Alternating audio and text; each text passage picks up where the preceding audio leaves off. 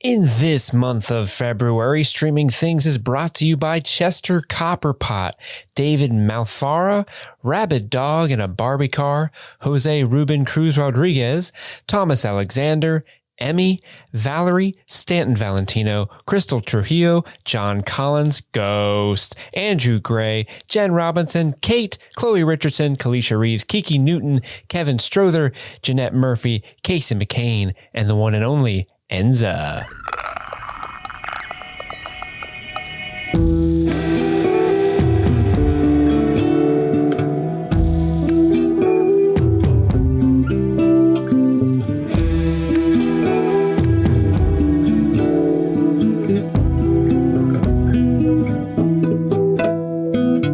Welcome back. My name is Chris. I'm Jimmy. And I'm Steve. And this is Streaming Things. Our coverage of The Last of Us continues. This time it's episode 5 titled Endure and Survive, which we thought episode 4 was titled that, to be honest. Here's what happened. If any of you eagle-eyed or eagle-eared listeners that noticed one of my Easter eggs from last week, one of my bullets and pills, was that the title was reflective of the comic Savage Starlight.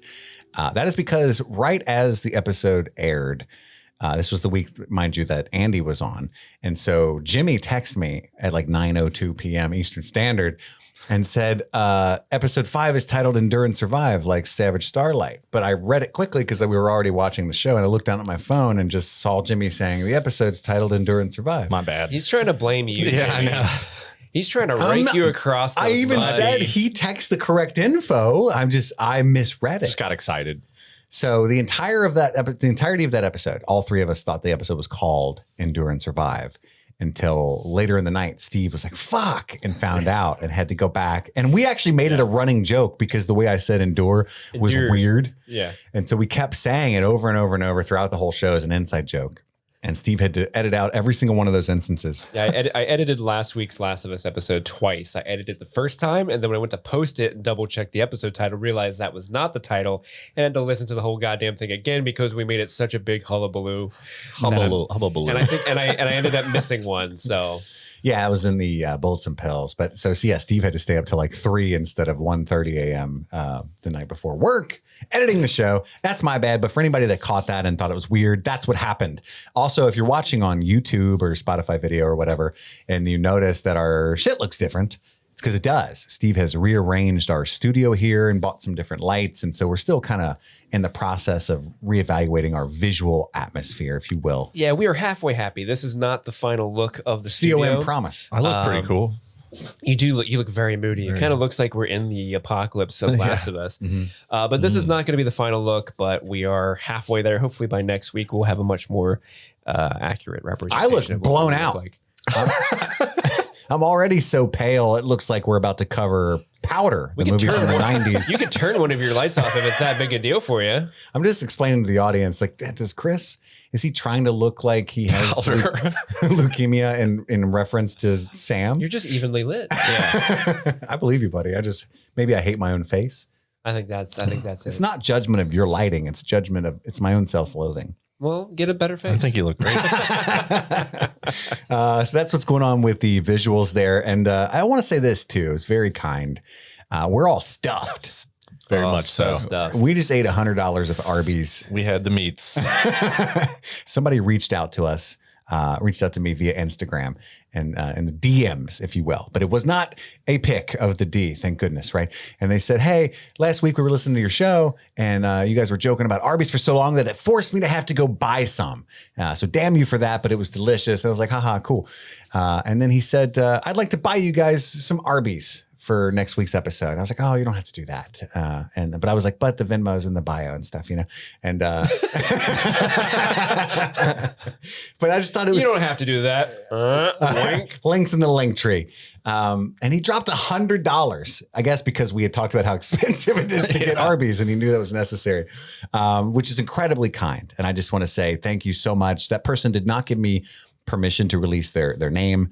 But I know that they are a patron, a staunch member of the Discord. I know who you are. I thank you very much. That is amazing that you did that. And we are full. We ate the food. We have the meat. And, Thank you for the meats. I think the show is going to be better because you did that. So thank you for giving us sustenance.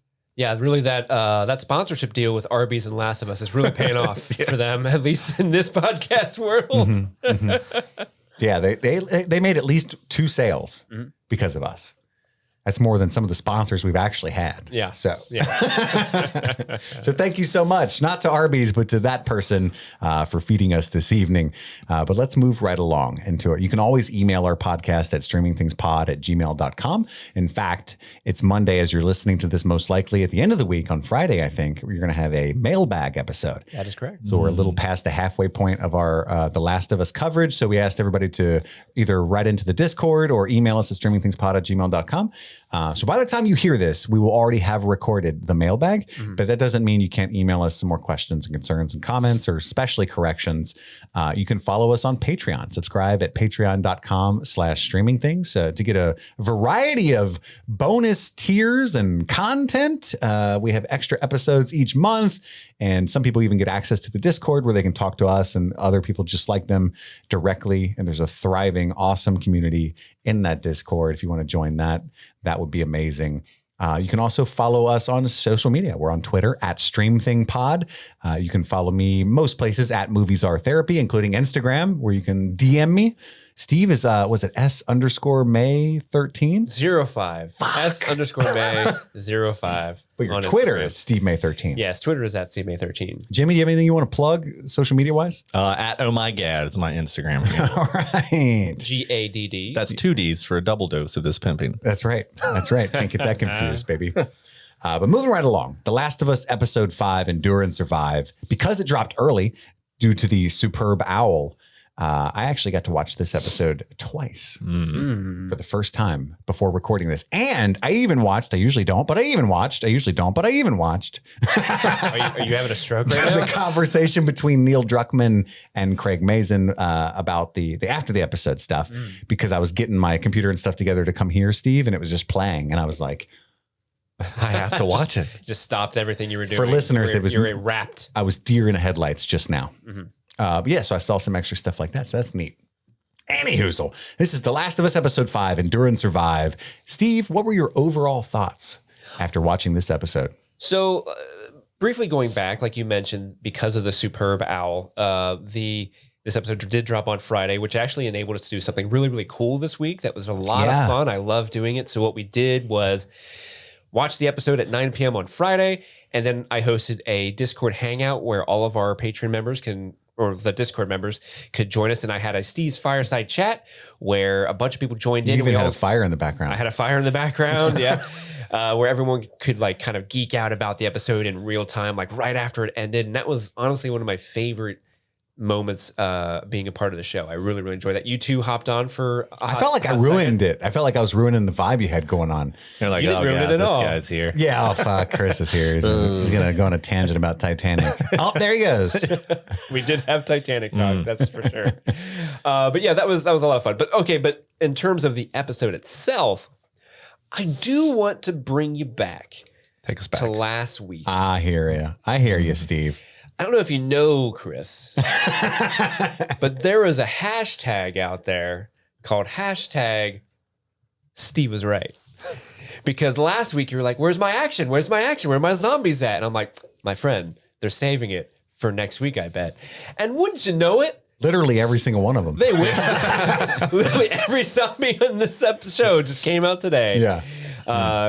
So yeah, this was action packed. But even though the action that we see is like everything that you kind of come to expect from like a big tentpole, high budget HBO show, your Game of Thrones style big action sequences, that is in this episode. But this episode really kind of struck me with how much it wrecked me emotionally. I cried a couple times in this episode myself, and I haven't cried in this series yet. I haven't actually. Well, I take that back. I cried when Sarah died, but it's been rare. But this episode got me to shed some tears, and I knew it was happening, but it still hit me. And I think that speaks to the power of this episode. I think it's a very, very strong one. It's definitely in the top. It's a contender for my favorite episode so far. I agree. This season. It's wonderful. Jimmy, What were your thoughts overall on the episode? So I just realized what superb owl meant as you were talking. I was like, what are they talking about? Yo, you don't know the superb owl? I thought I missed something. Biggest event of the year. Yeah. She comes out but once a year. Yeah. I was like, oh, there it is. But as far as the show goes, wow. Right. I agree with Steve. I knew that when they did let loose, they were going to let loose like this. The action, the buildup of the show, you know, I've cried every time I play the game because of the events of this particular episode, right? Maybe not full on cry, but definitely shed a tear. And the show did what it was supposed to do. You know, I was really worried about some of the changes that the show was making throughout the series. And I was really hoping that they didn't change something that we'll get to in this. But I think that it was incredible and they managed to stick the landing, right? Indeed. Yeah. Indeed. I do, my hat's off to you, Steve. Not literally, as you can see if you're watching on the YouTube, but Headphones would come off. yeah, exactly. Metaphorically, you know, you were right. And I had a complete faith in Druckmann and Mason, but at the same time I was No, I'm just giving you not shit. complete, I guess. That's a lie. I had 97% faith, but I was starting to get a little worried because they had released press saying, hey, this is a lot less violent than the game for good reason. There's no like combat play, you know, the gameplay in the show, obviously. And so, you know, I knew that there was going to be toned down in that regard a lot, but I was starting to get worried that they took a little too much of the action out, you know? I love character work. Don't get me wrong, but like this is a monster, this is a creature feature to some degree. I want to see, and a lot of the character moments have to do with combating the creatures. And so I was like, interesting. And I had heard so much about the practical effects involved and how they used real actors and makeup to do the clickers and the bloaters and stuff. So anyway, I knew it was coming, but I was just, and honestly, there was a moment, and I said that in the fireside chat during this episode where I had completely, I was shattered by the realization that they were about to take a detour so drastic that I did not agree with, and I didn't know how I was going to continue on living. Because when Henry stands up and presents himself to Kathleen, I thought they were going to forego the whole ending plot line of Sam and Henry. And I was so shocked and disappointed and dismayed for a second. And then, of course, the moment happens. The hole blew up, if you will. And and I was like, oh, thank God, you know. And then it did something even cooler. And it brought together another moment from the game I didn't even expect. One of my favorite moments of the game. And everything came together. And I was so happy. I love this episode. I agree with Steve. I think it is a contender, if not verifiably my favorite episode of the season. It's right up there with episode 3 for me. I can imagine that Steve's thinking the same one for the other one. And I will say, I want to talk about this in general before I dive into the recap real quick. A lot of people, there was criticism. I think Jimmy saw it. I haven't read any reviews or anything, but there was some flutter about on the internet that what a low blow for the showrunners to make Sam a deaf person and younger, just to make it more sad. And they felt that was like a cheap, manipulative thing to do. And I do think it effectively does make a very sad moment in the game even more sad, because you can't help but be like, holy shit, like this is a 8-year-old deaf kid who is a cancer survivor. Like, shit, leave the kid alone, right? And he's really cool too. He's really sweet. It does that, but I think, especially after watching the episode today for the first time, where Craig Mazin and Neil Druckmann had talked about it, and it was Craig Mazin's idea, like, hey, I don't hear me out. I want to make Sam deaf, and Neil Druckmann was like, fuck, I wish I had thought of that. Yeah. Was his exact quote, because he said it just accentuates how much he relies upon Henry. And so it's really good for their character dynamics. And for me, I really think it's nice to, from an inclusivity standpoint, to have somebody who's differently abled. Like when you watch, I think his name's Kevon Woodard, the little boy who plays Sam, you know, he's deaf in actuality. And he talked about how, I think it's great to see a deaf person navigating the world, this world in particular, and showing that they can. I think it's important for people to see. And so from that standpoint, I think it's important to see him there too. And I will talk about it more later, but I think the fact that he had to use ASL really accentuated the impact and like let some of these emotional beats in this episode breathe because it's silence, you know? Yeah. So I just wanted to speak on that because I know that was kind of a thing. I doubt too many of our listeners took it that way, but that's my thoughts on it. Anything you guys want to add? Not in that regard. No, Yeah. like I agree with you completely. Like I do enjoy the representation mattering, and I can understand where somebody could think that's a little too harsh what they did.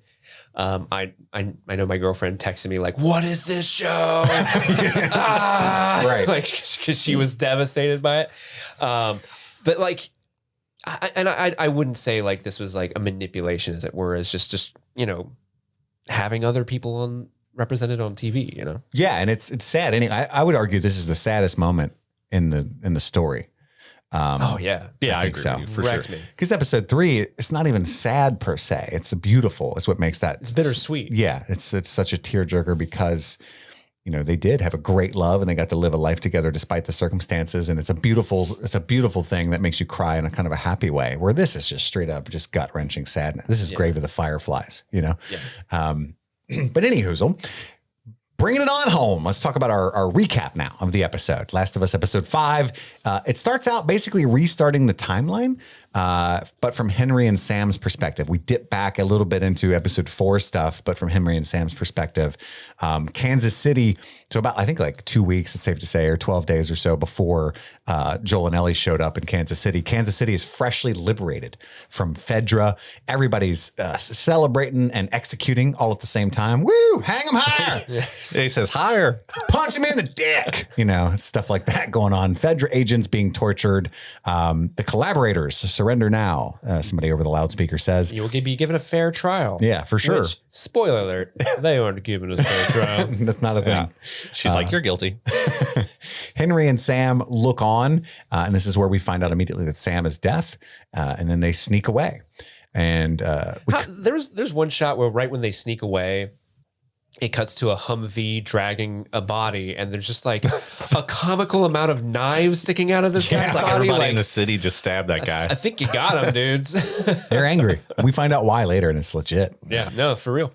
Collaborators, we cut to a cell filled with said collaborators. They're snitches, basically. And as Kathleen points out soon, they always get stitches. So Kathleen and Perry enter to interrogate the collaborators regarding Henry's whereabouts. And I love Melanie Linsky's calm voice, like her demeanor in this. I have seen personally a lot of this on the internet of people who don't like her cast as Kathleen. And I don't know if this is true, but this is my take on it.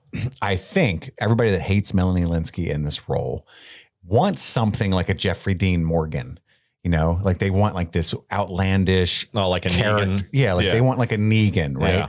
But I think what's so effective about it being Melanie Linsky and what fits in themes with Last of Us is she comes off as like this super normal, calm, suburban woman. And that's what's so interesting about her character, because now in this world, that type of person can like order people to stab a guy 300 times, right? Or order executions. And I think her like homemaker vibe is what is so perfect in The Last of Us to like what the world has done to all of the normal people. Like, whereas with Jeffrey Dean Morgan, you're like, at no point did that guy not beat people with bats, like he's thriving here. Yeah. That's my take on that. You guys. Yeah, I agree. Like, because we do get to see some of the backstory of how she came into the position that she's in. Like, her brother Michael was the resistance leader. Yeah. Of Kansas City, and since he's like the Messiah. Yeah, and since he was thrown in jail and then subsequently executed, everyone sort of like rallied behind her, because I assume she's like out for vengeance, but also like clearly she was probably helping him. She was the right-hand woman. She was the right-hand woman, and now she's in charge, and people like are loyal to them. Yeah, and I love the way she's portraying the character as well, because there is this like coldness to her. Like she does kind of come off as like she speaks softly. Yeah. Maybe it can be even taken as she's talking sweetly, almost a Dolores Umbridge type delivery in some ways. But you feel this ice cold hatred and just vitriol towards the world behind her, and that she's wearing this mask of the suburban, mother, I don't know if she's actually a mother, but like she has that vibe. Maybe it's because we're watching Yellow Jacket at the same time, and where's her daughter Callie? Yeah, where's Callie at? Absolutely. I just wanted to say that because I've seen a lot of that criticism, and I agree with you, Steve. I think there was some confusion as to how a woman like that would be in charge of like a giant army, and I think they answer that in this episode. I did see a funny, like somebody tweeted her like had a photo of her and was like, it's so unrealistic that a woman like this with that body shaming Oh, wow. could survive the apocalypse. And Melanie Linsky like clapped back like, they're called henchmen, idiot. I saw that tweet too. Yeah. Have you seen Perry? I think she's evil, right? Like she's super cool, calm, and calculated, but I think that's what makes it a little like scarier, right? She'll be nice to you, but then she'll just murder 30 people. Just to make things right. But I think she's awesome. Yeah, I've always loved her. What's her side? The guy that plays Perry. Tommy in the game, Perry. Doesn't he say your brother basically didn't get shit done? Like you get shit done. Yeah, you're a little nuts. But, hey, we're free now. Yeah, like we followed him for however many years and nothing changed. Right. We followed you for just a couple months. And we got to stab a guy 30 times. Yeah, that was fun. We stabbed Craig like 40 times and drug him around on a Humvee. Right. It was dope. He wasn't even a collaborator. None of us liked Craig. He just kept doing that clicking noise with his mouth. He would just go, that's so annoying. He wouldn't stop it. Reminded me of the clickers. Didn't like it. But she reminds me of, do you guys ever see The Mist? No. It's been a while. Stephen King adaptation. Oh, my heart hurts for you. There's a character in The Mist who is Kathleen. Like if Kathleen was also like super Christian, and she's one of the most evil, diabolical characters ever put on film. And so that's why I was like, yes, this person would thrive and exist in the Last of Us world. Those are my thoughts on Kathleen. That's all the time we have right now. Kathleen. So she's, one of them finally gives up Edelstein in the process of this interrogation. She's like, hey, you guys are all informers. Inform, right? And she's like, never mind, just kill them all. And finally, somebody in the crowd is like, it's Edelstein. And she's like, wow, I didn't know he was a collaborator. He was a lot more clever than you fucking idiots. And he's a real nice guy. He doesn't know the whereabouts of Edelstein, though, but she knows who to look for. And so she tells Perry to execute them all and burn the bodies. We're not really giving him a trial, are we? Yeah, no. Not at all. And she looks down. I think it's important to note, she looks down on them for telling her about Edelstein, right? Like she hates collaborators. She hates rats and informers. And so he's like, I'll talk. And she's like, oh, fucking course you will. So no respect at all for those. Yeah. I love how in the beginning of the scene, she says like, I used to be so scared of you people, but like, how did it feel betraying your neighbors and friends? Like, you can medicine and fucking apples. Yeah. It's great. And you find out the whole backstory. Like we learned throughout this episode that Kansas City Fedra were raping and murdering the citizens for 20 years. And they were the fascist Bill feared. Yeah. And apparently it was so bad in Kansas City that Joel knew about it. Yeah. Like he'd heard about Casey rumors. Fedra. Yeah. Kill a city. Yeah. Yep.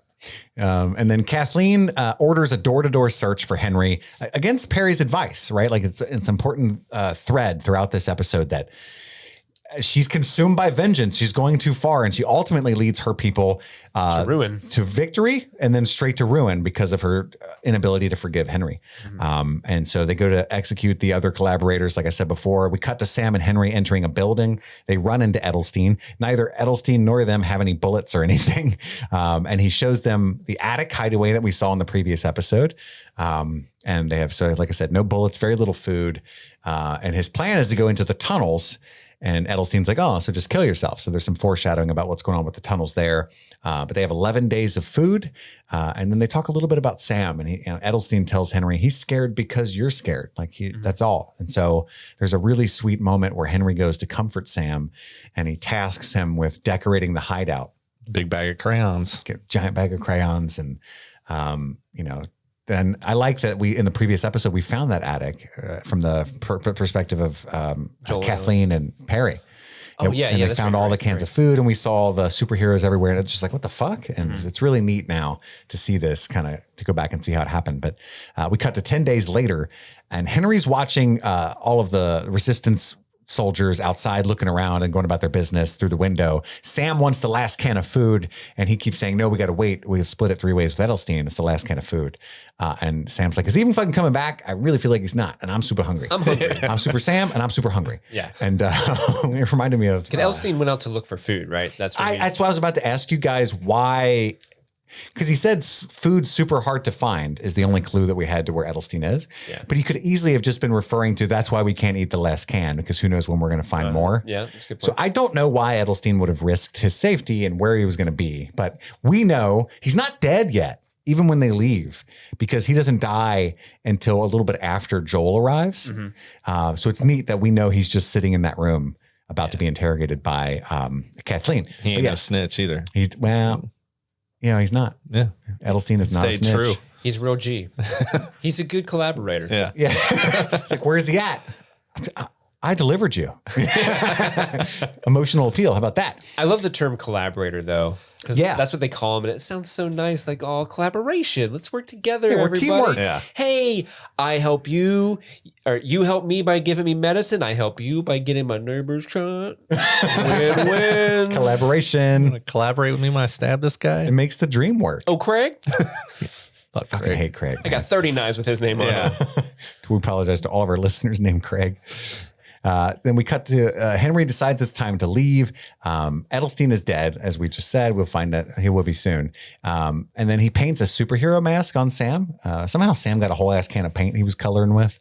My anxiety was through the roof. Oh, for getting in the eyes? As soon as he started dipping that paintbrush, I was like, no. Don't. And then he puts it on his face. I'm like, no. Keep your eyes closed. He says close them, but not too tight. Keep them a little bit open. I was like, what?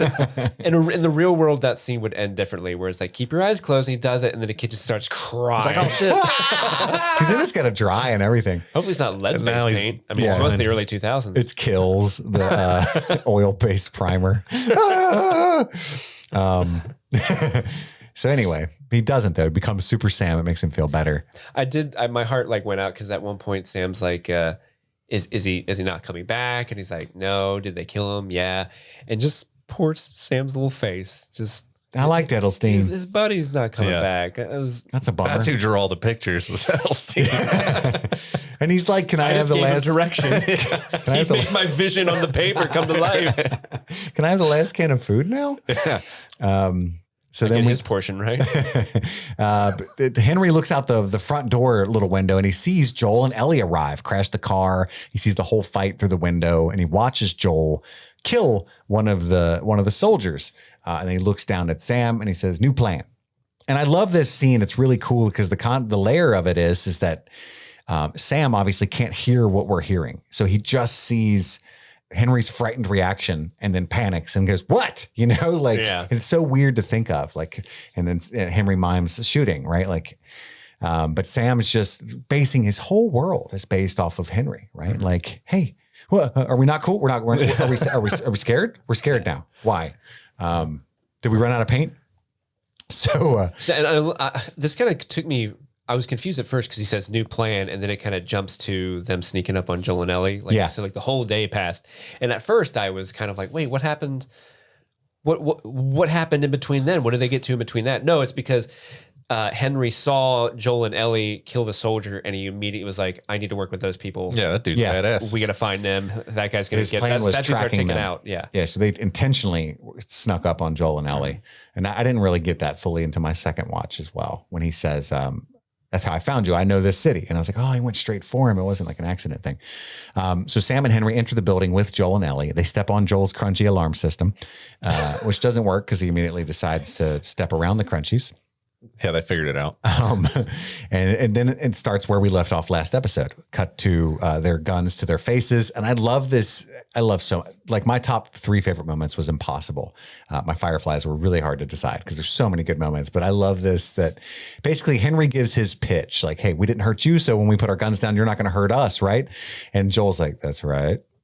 And he's like, why do you sound so fucking creepy and not okay with that? And Ellie's like, that's just the way his voice sounds. He sounds like an asshole. He's got an asshole voice. Yeah. Tell him everything's great, Joel. Everything is great. She goes, what the fuck, dude? You can definitely see as Sam's pointing the gun at Joel that there are no bullets in that gun. So I think Joel knew that like a 9-year-old pointing a gun at me. Like, what should I do? A 9-year-old. It's true. Yeah. And I really thought that's how it was going to end, was Joel being like that would be a tropey thing though, like an action movie kind of thing. But I still wanted it because I'm a cornball. He just snatches, or he says, "You don't have any bullets in that gun, little boy." You know? What can I do? No, you don't. That's where I expected the scene to go, but it does not. They just end up, it cuts to them sitting around a fire eating to plan. And, I'm the most wanted man in Kansas City. You're a close second. Yep. But then they eat together. Ellie prompts Joel to introduce himself after Sam and Henry introduce themselves, and he's really slow. Joel. It's like, we ate. Can we leave now? Yeah, we did the thing. Nobody died. Can we just part ways now? And then that's when Henry offers to show them the way out of the city. I bet you guys climbed to the tallest building in the city to see a way out. I could show it to you. So then we cut to the scene where he's showing him everything the next morning. This is Kill a City. Kansas City Fedra were monsters, savages. And then, like we said earlier, Joel had heard about how bad they were. And he says, "I'm a collaborator." And Joel says, "I don't work with rats." And to Henry's credit, he's like, "Right now you do, because here's the plan. You need me," right? He wants Joel's fighting skills. He saw the way that he's handled himself. He's never killed anybody in his life. He's just a snitch. And even then, he was part of the resistance. But at the very last moment, because Sam got sick, which we'll talk about here in a moment, that's when he collaborated, if you will. But I love that, like, Joel was basically, for all intents and purposes, most of his life post-apocalypse, been a criminal. Like, he's always doing stuff which are illegal in the Fedra's eyes, which are mostly fascist, so that's fine. But even before he went to a QZ, he was like an outright crazy criminal, like a murderer and stuff, right? So it's interesting, like, that I don't work with rats, like that's his kind of mentality. I just thought that was neat, because that's very much a criminal kind of thing to think. Sure, yeah. I don't know if listeners are picking up on that vibe. Snitches get stitches. Yeah, like that's a criminal's mentality, right? Like, I grew up, my dad had a seedy lifestyle, and he was kind of like that and stuff. Like, when I was a little kid, I'd come home, and my brother, I remember this vividly, my older brother was like, "Timmy down the street was breaking into a car," or whatever, right? Like, whatever he said, trying to get my dad to be like, "What? I'm going to tell his dad," or whatever. But my dad immediately looked up from his newspaper and was like, "Why are you fucking telling on him? It's a really weird thing to do. Mind your fucking business." And like, we went back to his newspaper, and I was like 6, like, huh, but yeah, I just thought that was neat. I know I'm harping on that. The stitches come out. Yeah, I don't get it. So that's how Joel reacts, but he does get tempted by Henry's plan's making sense. He knows the way out of the city. That's how I found you. I can help point you in the right direction, right? That's the way. So then he says, "I'll show you the way. You clear the way." That's a good way of summing up his plan, right? And you need a guy who knows how to fight if you're going to go into a hairy situation. You do. Yeah. And then Ellie and Sam are laughing together at the conference table in the back. And he said, "Hey, I haven't heard that noise from Sam in a long time," right? So he's really enjoying his Ellie's company. And Ellie is like becoming more and more childlike now that Sam's around. Like, we're seeing parts of her that we've never seen. So then we cut to the plan in the same room. And essentially he gives a really long way of saying, we're going to go through the tunnels and to a bridge and out of the city. I kept watching because he was drawing on a piece of paper. He's like, "This is the city." But he kept getting closer and closer to the bottom left-hand corner. And the whole time, like, he's going to run out of room. That's the worst. You got to start over. To the bridge. He's like, "We're going to go right here." I'm like, "That's the edge of the page, my guy." You got another piece of paper. You snuck that in at the last second. There's a lot more parts of that plan he just skipped over because he ran out of paper. Pretty much gone after this. It doesn't matter. It's like the end of the map on Middle Earth, right? It's like, fuck it. Yeah. And this is where Joel, ever suspicious, is like, "You're right. It's a great plan. It's fucking awesome. So what do you need me for?" Like, at no point did he see a Joel clear the way part in the plan. "Joel Miller, you son of a bitch. Got me. You ready for a heist?" And this is where we find out that the infected in Kansas City were driven underground 15 years ago. And so these tunnels are rumored to be filled with infected. But Henry thinks he has inside info that 3 years ago, Fedra cleared out the tunnels. And obviously, Joel's face says that that's been way too long to trust. There's probably clickers back in there. Yeah. He was like, "How do you know? Have you been down there?" He's like, "No, I know a guy who told me about that." My cousin's best friend's sister's boyfriend's dude heard there was none down there. Said he killed a whole bunch of them. And so I also like this part where Henry calls them clickers because Ellie's like, "What if it's one of those ones that see like a bat down there. Oh, you mean a clicker? He's like, you've seen a clicker? And she's like, 2 of them. And he's, That's the first time, right, that they've actually labeled them. Yeah, as I think clickers. so. Yeah. But not only that, but it kind of showed why we've seen so few of those in this series so far, because in the show's world, people don't survive encounters with those at all. That's not a thing, right? And so that makes Joel and Ellie look even more badass that they've dealt with 2 of them already.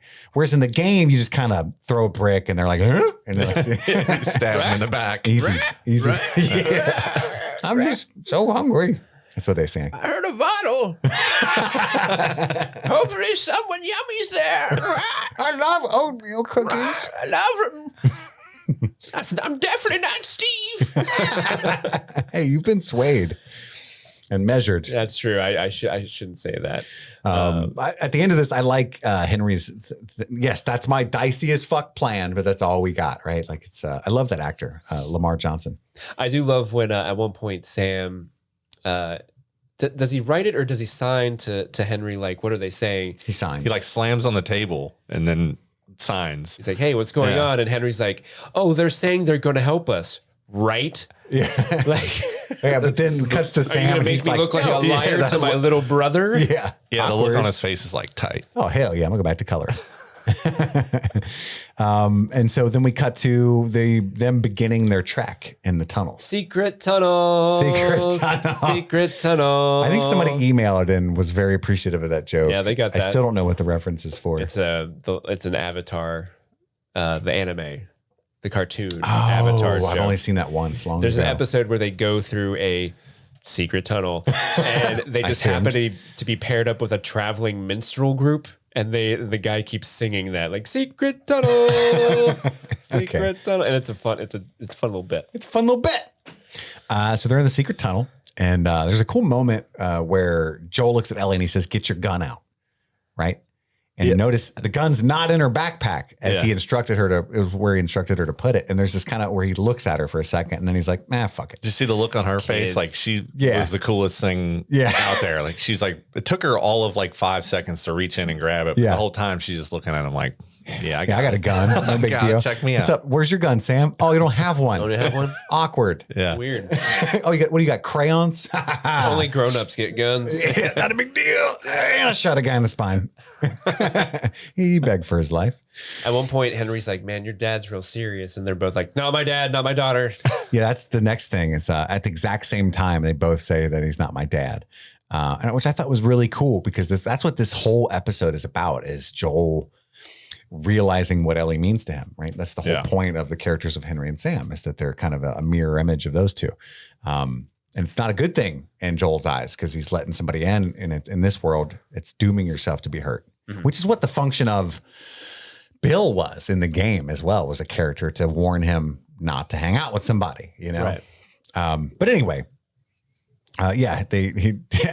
Henry says that Joel's her dad, and they both freak out and say, no. But then they get to Crayon Castle Hallway, which sounds like a level in Mario, but it's just what I'm calling the area in the sewers. Castle Hallway. It's me. He opens the door. And there's a really cool little moment in this scene where it shows you how inexperienced Henry and Sam are, because Henry just tells Sam like, oh, look, go in there, dude. It's going to be dope in there. Right. And it is, but he doesn't know that for sure. And Joel, like, the look on his face, he grabs Sam and he's like, what the fuck, dude? Like, no. Does the 9-year-old not go first? Yeah. Ellie goes first. No. So I just thought that was really neat that they're super inexperienced there. To go into, and Crayon Castle is dope though. And Beyond is it's like a decked out preschool looking place. There's all kinds of toys. There's wall soccer, my favorite game. Yeah, I love wall soccer. That's my favorite game. It's wall football in Europe. Yeah. Little people, a lot of people don't know this. They call it Into Touch. And it's a whole underground settlement that is abandoned. Everybody seems to have perished now. And this is where Sam and Ellie find a Savage Starlight comic. Endure and There you survive. go, Jimmy. It's really funny now actually watching the episode titled that, because it's not even like an Easter egg. It's like they literally, Savage Starlight, endure and survive. And I'm like, oh, that's not even an Easter egg. I do love how they immediately do the comic book collectors thing where it's like, I have issues 5, 6, 12, and 9. What do you have? Like, Yeah. oh, I have 1, 3, and 4. Let's swap. Did you get the trophy? Oh, I platted it. I platted it, man. Yeah. Jimmy did. He 100%ed it, I think. Yeah. No Both big of deal. them. No big same, deal. Same. Plat. Are you Either of still you- playing through the first one? The first one, yeah. Yeah, So. nice. Did you get past this point in the game? No, my whole weekend plans got upended this weekend, so I didn't get to finish the studio. I didn't get to finish. I got up to Sam and Henry. I was trying to like play through, and so I could be fresh with what happens compared to the game in this episode. But I was unable to do it because of my plans. Were you at the being part where you upended. like search the boat and stuff or something? No, I'm. Oh gosh, I don't even remember where I am. I'm in Pittsburgh. I get but, it. Yeah. Otherwise known as Kansas City in the show. Pittsburgh, aka Yeah. Kill a City. But this is where Sam and Ellie bond even more over the Starlight comic. He teaches her some ASL and how to say endure and survive, and she gets full kid mode. It's really cool to see.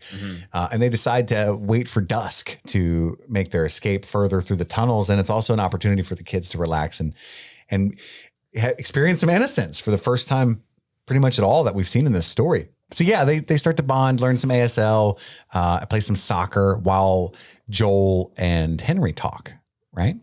And that's a huge moment in the game because in the show, because Joel basically presents an olive branch, which is very unlike him in my estimation, because he looks at Henry and he's like, you know what? I'm sorry I judged you so fast back there, called you a rat.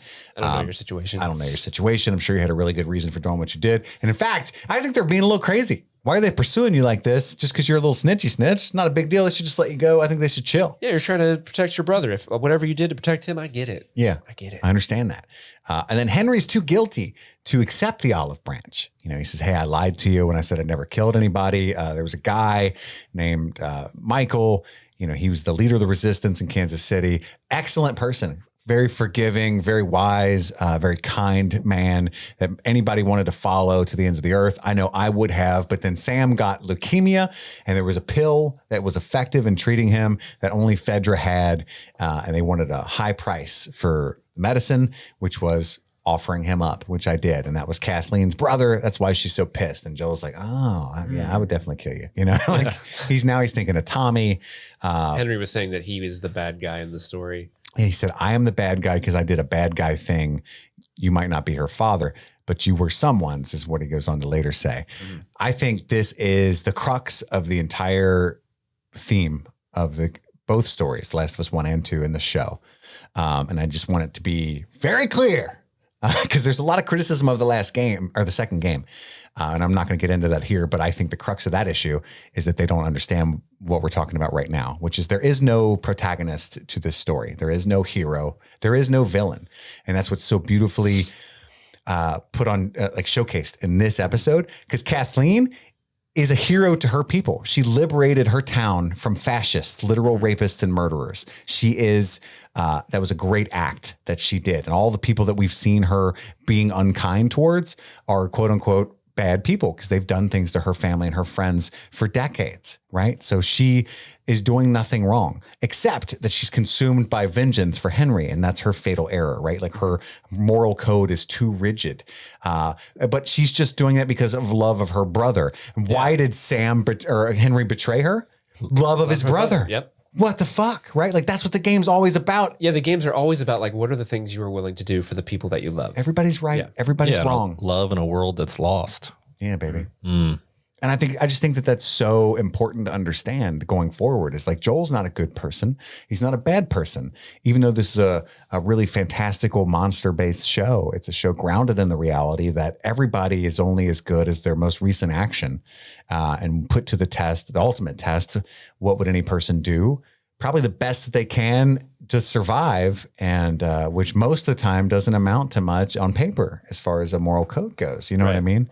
And that's why I love so much about it. Is I like that stuff. Like I love Game of Thrones for the same reason. Like there's no like big bad evil, Voldemort, or there's no Mordor to journey to and vanquish everybody. It's just a bunch of gray to like really fucked up people. And The Last of Us is like that too. Like everybody's been through hell. They've done terrible things, and they have moments of really, sweet humanity as well. Mm-hmm. And I think I love that line. Henry didn't say that in the game, and they had him say it on purpose. I am the bad guy because I did a bad guy thing, right? Like that's what it is. Like the world judges you by your actions and you judge yourself by your intentions. And there's always a disconnect there. Yeah. But then he looks at Joel and says, you understand though, right? Like you might not be her father, but you were someone's. Yep. And that's a little too far. Joel's not comfortable with that yet, but he's also knows that he's right. He's right. He right. Yep. He right. And then Joel's like, all right, time to go. I feel like I've been talking too much, but there's just a lot of like actual stuff to recap. So you guys chime in anytime. We talked about like just the shades of gray. The very next scene we find Kathleen is in just like a child's room in a house. And I actually really, really like this scene because at first I was wondering like, what is she doing in there? And you come to realize when Perry walks up and she starts talking to Perry that this was where she grew up. This was the room. This was her bedroom that she shared with her brother Michael. And she tells the story about how Michael would help her feel safe from thunder. That he was this beautiful person, but she doesn't feel like she is a beautiful person inside and out.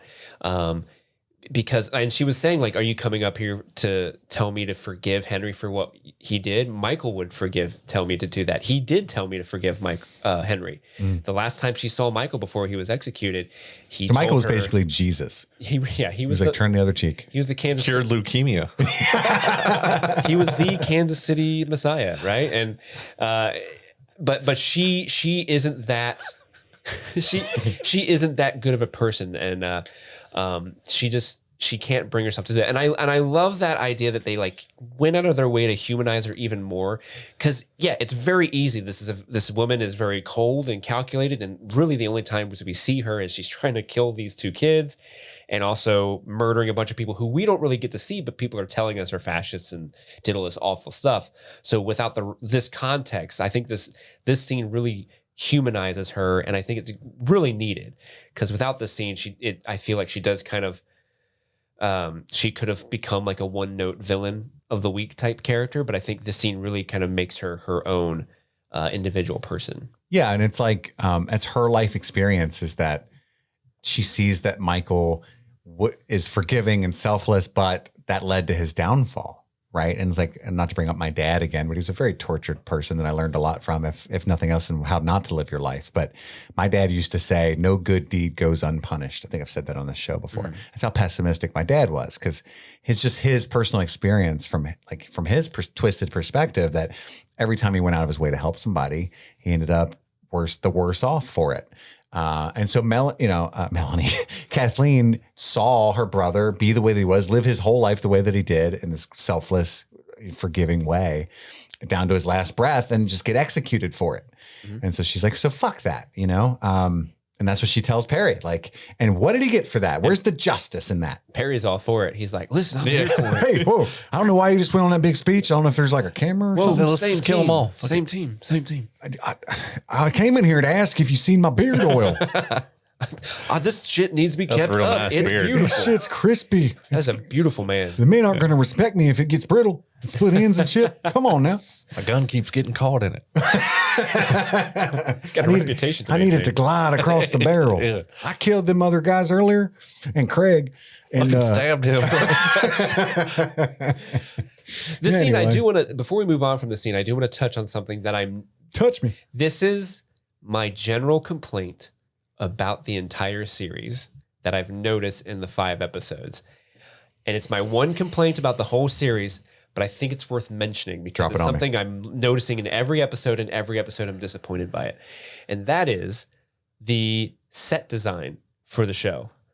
Often it's 2 characters in a barren room where that's clearly a set because the windows are just having lights shine through it so that it's blown out. You can't see what's outside. It feels very small in stage play, which I think is a Craig Mazin thing because like that aesthetic was used a lot in Chernobyl and it works for Chernobyl because that's like, very claustrophobic. Very claustrophobic. It was the Soviet Union, there wouldn't be a lot of stuff. It's very effective. But I feel one of my favorite things about Last of Us, the game at least, is the storytelling of the environment is top notch and incredible. Like you go into a room and you can literally see what was the last thing that happened in this place. And I'm not saying that has to be every room but there's usually like, oh, the nature is creeping back into this world. And this particular scene is just a pink room. There's a bed, no mattresses. The paint's kind of peeling. That's it.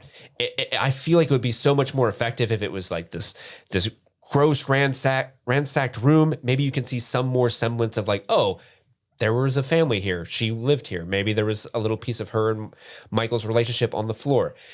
It just feels like the set design is falling short for me. And it even goes, and I'll bring it up when the scene happens, but even in the climactic battle scene, there's a staging and set staging choice that I feel is very poor and makes the show feel cheaper than it should be. Mm-hmm. I don't know. Do you guys feel me on that, or am I? I never noticed that personally. Me feeling that way, like I took it in this scene in particular. Like it may not have even been. 3 families might have lived in this home since she grew up here. She just meant I grew up in this house, right? Mm-hmm. So I didn't necessarily expect like a picture of her and Michael to be there because maybe she moved away 25 years ago. She's probably 40? But my point is it's not just this scene, like going all the way back to the first episode, the hallway that Marlene and all of them are in. That's just an empty hallway. There's no furniture in it. It's just blank and boring looking. A lot of the places that Joel and Ellie end up in are just empty rooms. Maybe there's boxes in the corner. Even the final scene with Henry and Joel, like again, it's just a big empty room. There's boxes in the corner, and that's it. It just seems so minimalist. And I know it's a choice because again, I think that's a Craig Mazin thing, but I just don't think it's right for this property. Honestly, never noticed it. Now I'm probably gonna be paying more attention to it every time. I always just figured at the end of the world, people probably aren't painting hallways or. Oh, sure, yeah. I'm not saying they should be painting hallways. I just think there should be more like nature's reclaiming these buildings more. Right. There should be like the furniture that was in these abandoned buildings should still be there in some way, like it's knocked over and yeah. I was thinking back to when they first meet Ellie outside of the Boston QZ, and you see that like supermarket or whatever with the big hole in the ceiling where Ellie was laying in the field and there was all that grass in that building. That's more like what I want. And there was a bathroom later on that Ellie and Joel were in where she went off by herself, and it was completely overgrown when she first finds the gun and she's playing with it. That bathroom was like a tree in there. Yeah. So they do that from time to time, but I know what you're saying. It's probably a budgetary thing mixed with Craig Mazin's own personal aesthetic and their logic of like, what would it look like after 20 years? And like, this has been looted 6 times, But there was a lot more richness. But I also think maybe that it's not there, but we just don't get to see it because there's no time.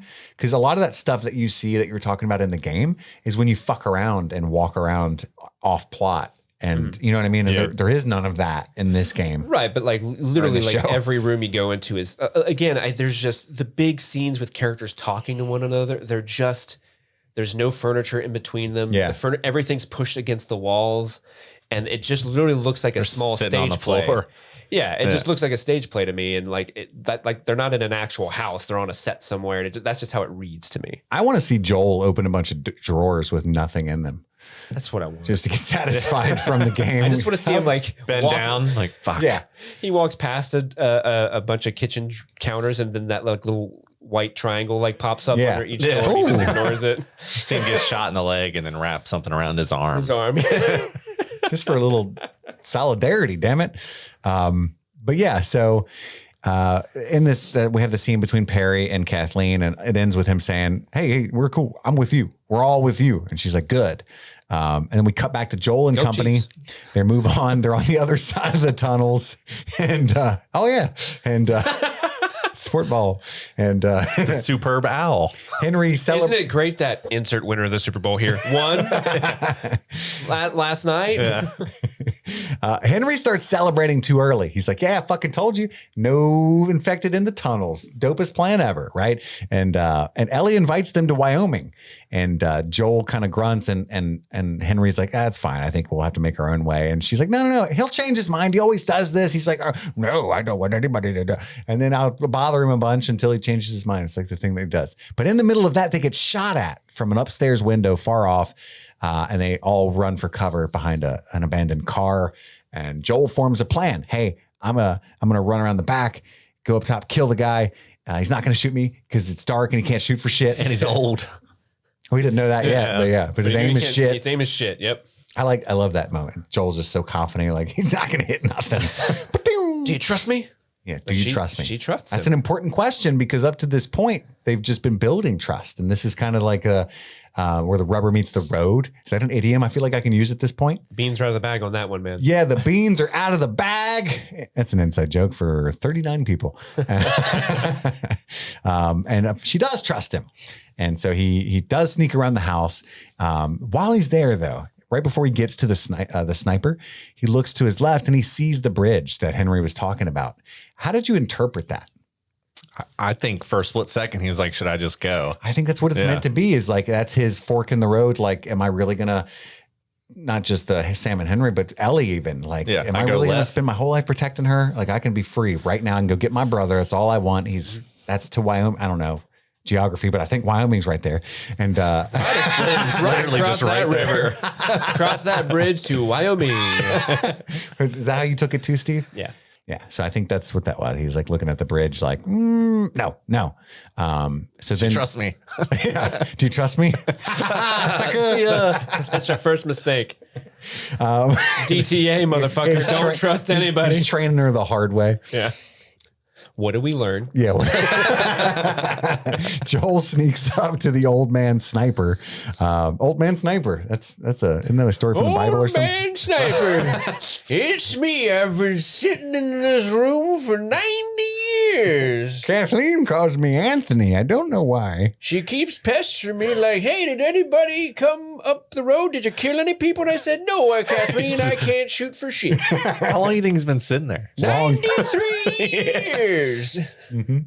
It's been a long time. I piss in jars, drink that, piss it out again. You ever seen The Aviator? That's me. He doesn't want to kill him. And it's a really kind of sad scene where Joel's like, fucking stop, dude. Like, don't make me do the thing. Yeah. And even Anthony, like the old man is just looking there like, I'm not going to be fast enough, am I? And Joel's like, no, you're not. You're not even close, dude. I could take you. You may have a couple inches and a half a century on me, but I could take you. I've got a rifle. You don't know what I'm packing in my pants. It's a knife. Oh, okay. Joel says, don't. You seem disappointed about that fact. You thought I was going to fuck you. I was hoping it was something else.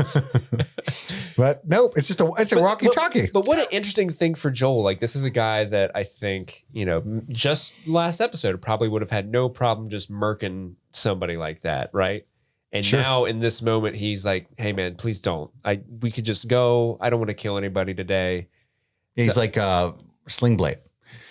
Ain't nobody got to die today. Ain't nobody. He's just a boy. I want mustard and biscuits. I reckon ain't nobody die today. French fried potatoes. It's very interesting because he's just getting to a point. He really does enjoy the company of Sam and Henry as well. Mm-hmm. And so that's what makes this whole episode. We'll talk about this in a few minutes, but that's the rest of the tragedy of this is not simply the death of Sam and Henry. The tragedy is right before that, Joel had finally reconciled with the idea of overcoming his grief. You know what? Yeah, you guys can come to Wyoming. That'd be awesome. I got a spot for you. You know what I mean? And what does Henry say?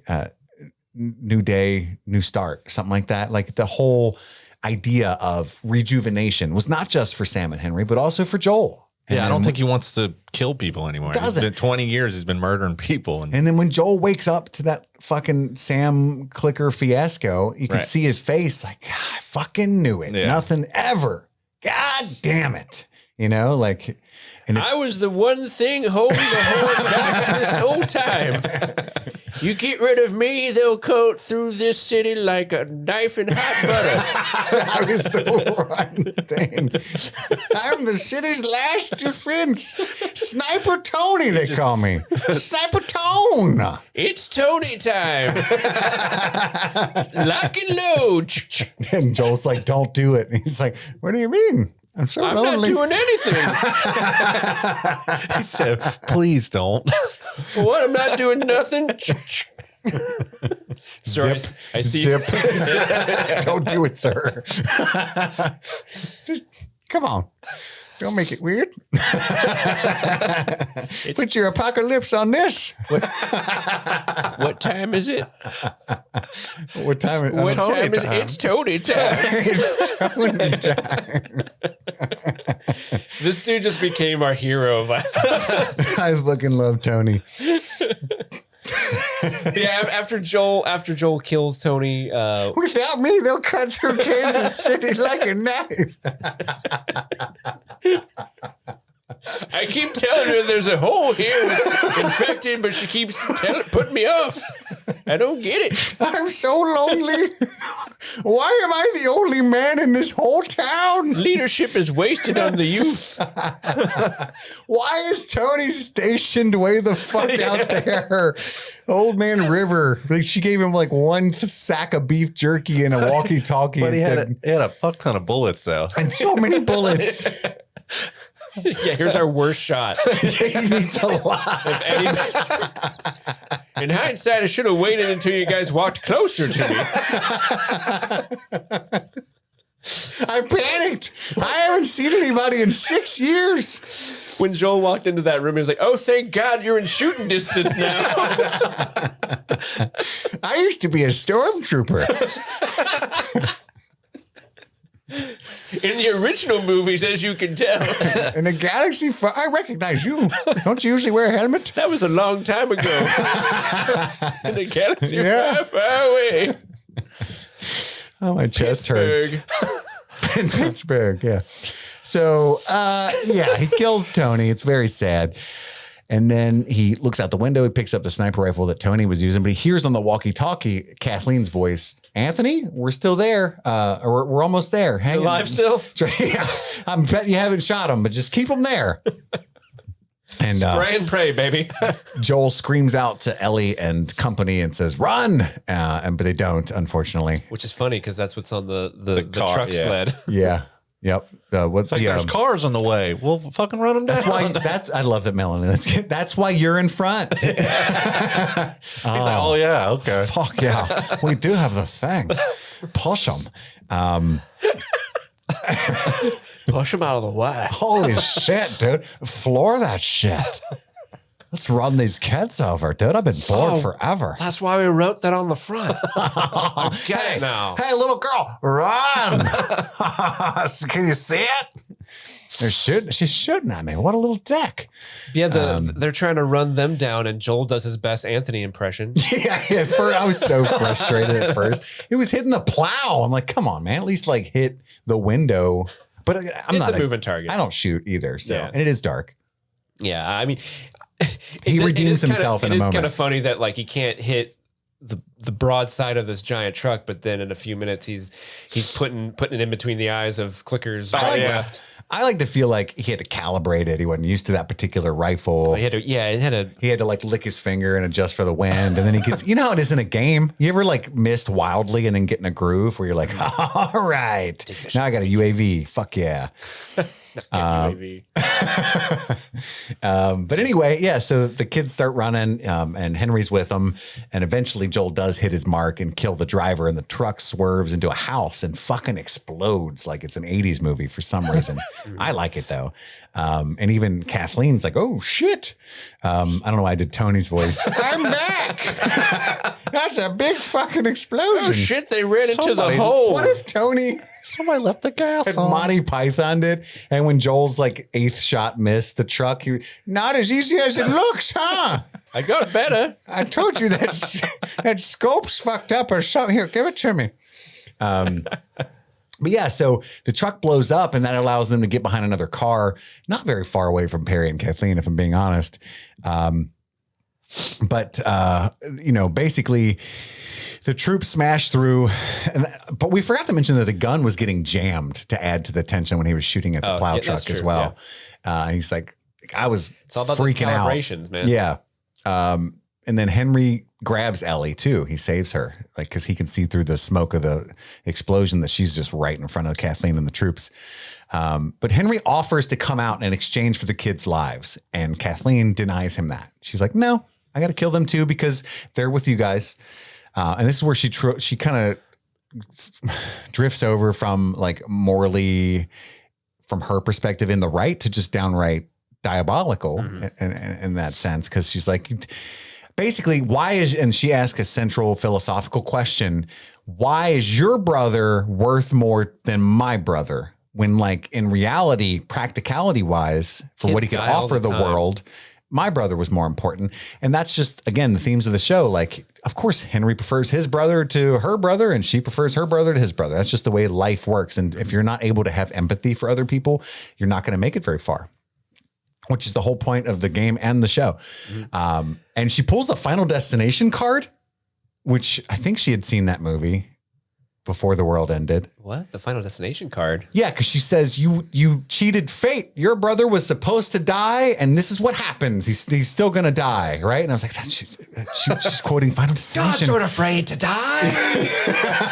She's quoting Final Destination. The wild monologue he goes on in the Final Destination. Yeah, fucking psychopath. But then Henry does pop out and give himself up to her, and he says, "Hey, be prepared to grab Sam and run to Ellie."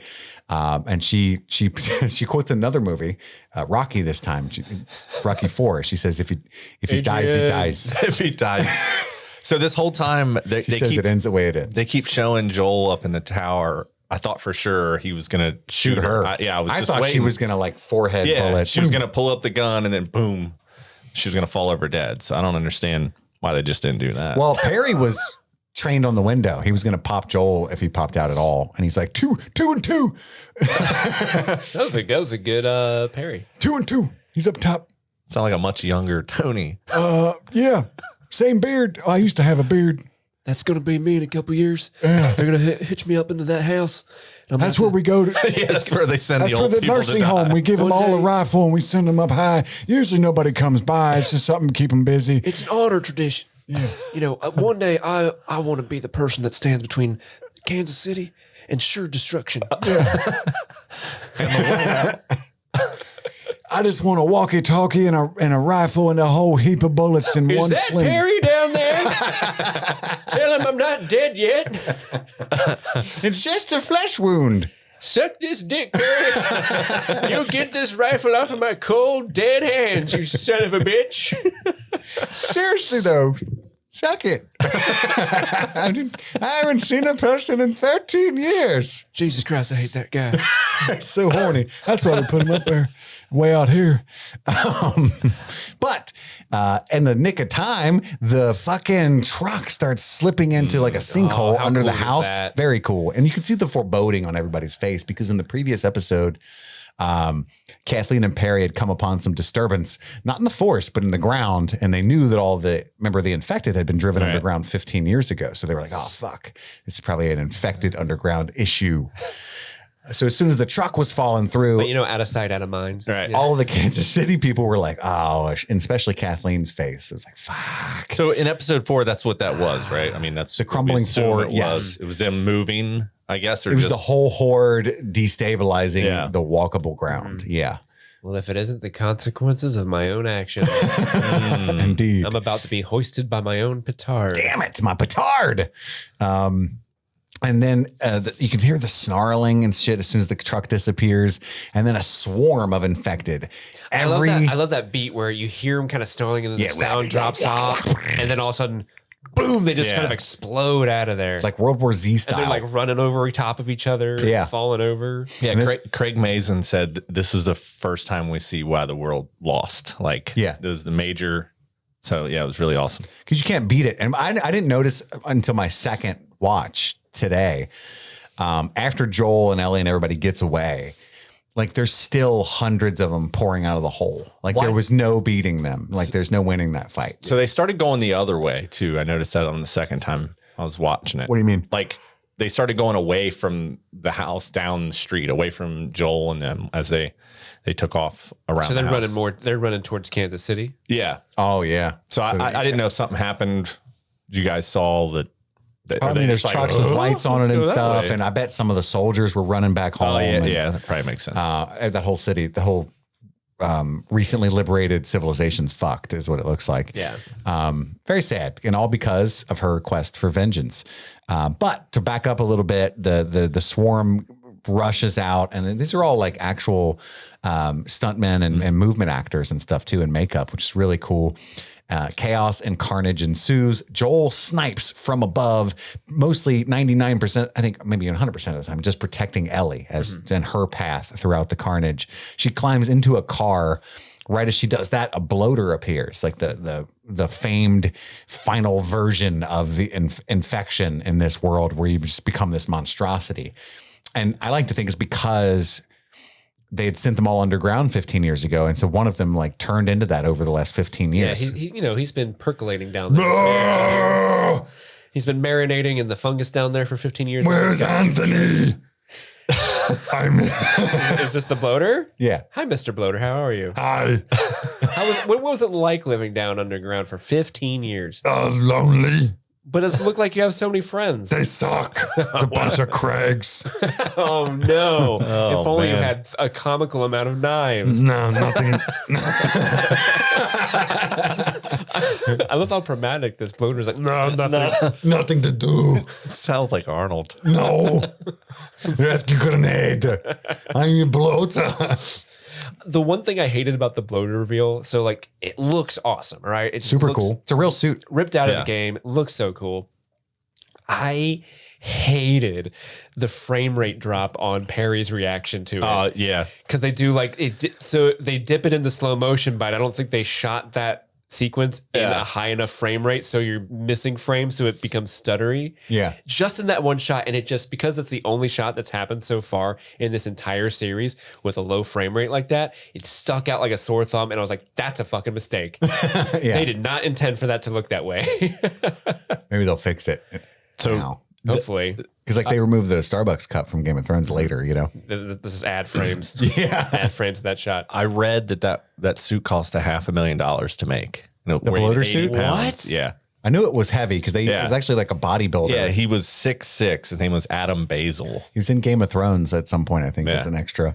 Yeah. $500,000 to make that suit. Now that's labor, parts, you know, all that It's a stuff. beautiful suit. And it looks dead on, like Steve said, it's dead on Yeah. the way it looks in the game. It's even got the little like pockets to where that like the gas and the spores spew out of. Honestly, my favorite thing about all of this was, as far as the creatures go, was the kid clicker that climbs into the car. Yes, I love that thing. That's an actual 9-year-old contortionist gymnast little girl. Yeah. Sky Croton was her name. You got her name? Great. Just flipping over the seats and shit. How cool is even that? the way she like peeked her head in, like, and then she did the little flip over and she's Yeah. like writhing around the seats to get to her. That was horrifying. Yeah, like that was the scariest thing I'd seen so far in the show. Yeah. And Ellie was like, "What the fuck? This truck sucks all of a sudden." But we've never seen like a child clicker. Like those are No, not even in the game, Yeah, which that was like, oh yeah, those would exist, and Yes. I hate it. I hate it. I don't like it. So there are also, we haven't seen the stalkers in the show yet, but if you watch the Horde, you can see there's 4 phases to the infected, right? And the stalkers are the ones that we don't actually see yet, or we haven't in the show. They haven't But focused on them at least. yeah, you can see them crawling on all fours, out and staying on all fours, where like the clickers and the kid and all that stuff get up. And I was like, wow, that's pretty cool. Yeah, deep cut Yeah. for the lore. I do want to point out when we were doing the fireside chat, when all of our Discord members were kind of reacting to this episode, somebody wrote, oh, that kid clicker was so creepy. But I don't know if it was a typo or what, but when they spelled kid clicker, they spelled it as one word. And so when your eye kind of quickly reads that, you're like, kid liquor? What the fuck? Oh, kid clicker. I see what it is. Yeah, I remember you saying that. I was like, There was also some really funny, they were coming up with some great names for the bloater. There was like King Mushroom, Bloat Daddy. Kansas City Karen. that was for Kathleen. Kathleen was the Kansas City Karen, and Perry was the Kansas City Cletus. There was a lot of good stuff. They were coming popping out. off in the Discord. Yeah. But there's a really cool moment right after the kid clicker where Ellie sees 2 clickers honing in on Henry and Sam. They're hiding under a car or a truck. And she goes and kills the 2 clickers, stabbing them in the neck that are fighting Henry and Sam. And with the help of Joel, like sniping everybody around her that keeps trying to run up on her. There's a really great moment where she looks up where Joel is, almost to be like, "You got me?" And he's like, "Yeah, I got you." Like, For sure. he doesn't have shit. Put me in, coach. I want a shot. I'll kill every goddamn one of them. You're right. I didn't notice until you said something that he was missing all those shots at the truck, and then as soon as it really mattered, he was just headshot, leading them too. Pro. Yeah. Well, those were dummy bullets at first. He was just getting ready. His to practice, getting warmed up. But real quick, I want to go back to the bloater because I need to know. I gotta know. We have the bloater here in the studio with us right now. I have to know, bloater, what is your workout regimen? Because you come out of this hole after 15 years and you're throwing dudes across the street like nothing. Ripping heads right off. I eat a lot of pasta. It gets me bloated. What's your favorite pasta? Fettuccine. Oh, that's a good one. That's a good one.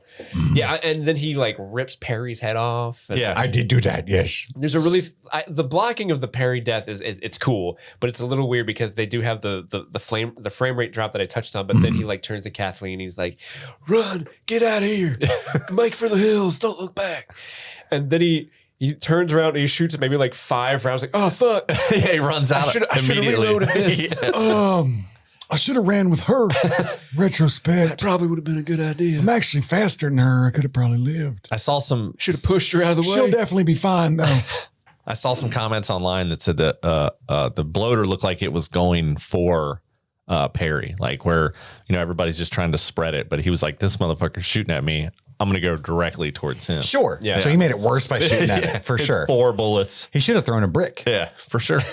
Damn it. I don't have a bottle either. If I had 4 or 5 Molotov cocktails, I could bring that thing down. Yeah. Or I could just shoot it in the leg. As it's falling. Yeah. That's an Easter egg for the game if you get to that hard part toward the end. But then Henry, they all run, they get away, but then Kathleen stops the group. And then the kid clicker kills her, right? Because she's basically about to assassinate Henry and the bunch.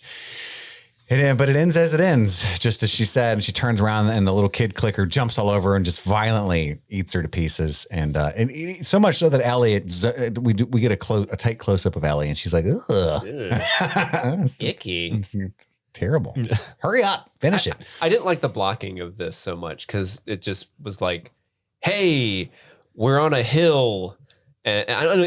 This goes back to like, I feel like this was shot on a stage and they just green screened the background, and it just felt weird to be like, hey, we're on the hill, still wide out in the open. Why are we here? Yeah. It was just kind of an odd. I did like the kid clicker killing her because that was a cool visual, but I just didn't like the backdrop, as it were. And because she said she didn't care about kids die all the time. Yeah. So to be killed by a kid a few moments later was kind of justice.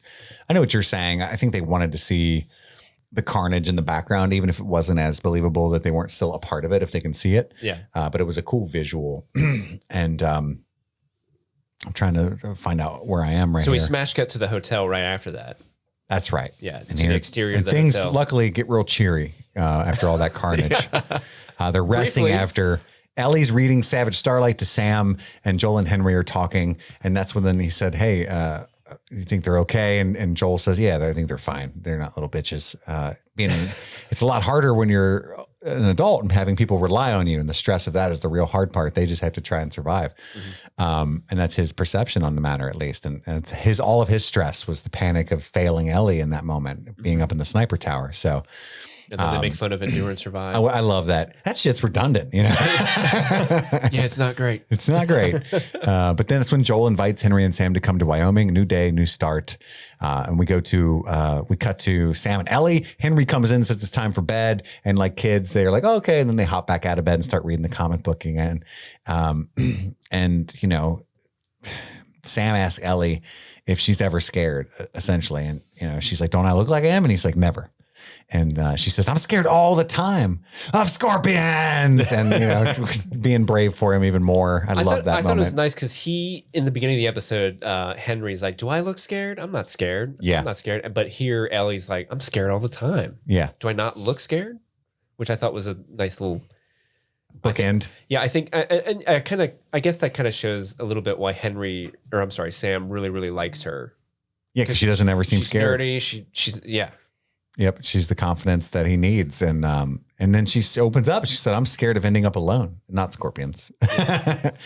And then he has fears about turning into a monster, and he shows her his bite, and she's like, "Fuck!" And I love this moment. Watching it the second time, she looks toward the room where Joel and Henry are, because her first reaction is like, oh no. Yeah. But then she doesn't want to tell him because she knows they'll kill Sam.